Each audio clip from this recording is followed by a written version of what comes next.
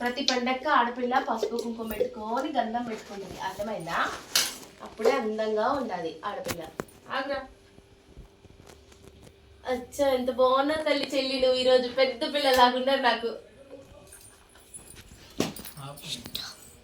బావా బెల్లం తురుమొచ్చు కదా బావా, అంతే అంటవా బాబా? మనం అది బిందెలో దీంట్లో ఎన్ని సంవత్సరాలు చేస్తున్నాం బాబా పానకం?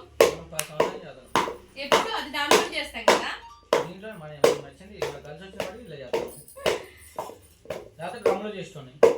డ్రమ్ములు ఎంతమంది పోస్తావు బావా? ఇంకా కలిసి వస్తే డ్రమ్లోనే చేస్తా మొత్తం అందరూ. రాములు వర్తి ఇద్దరు పోతున్నావా?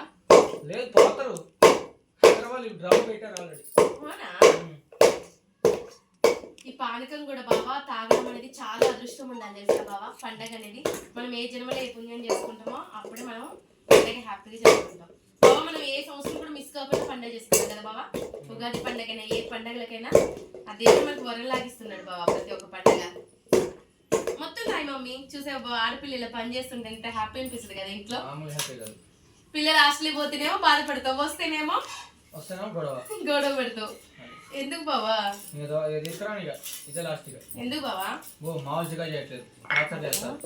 ఇంకా 4 రోజులు అయితే హాలిడేనేగా. బావా నేను ఒక క్వశ్చన్ అడగచ్చా? నేను ఉగాది పచ్చడి అంటారు కదా,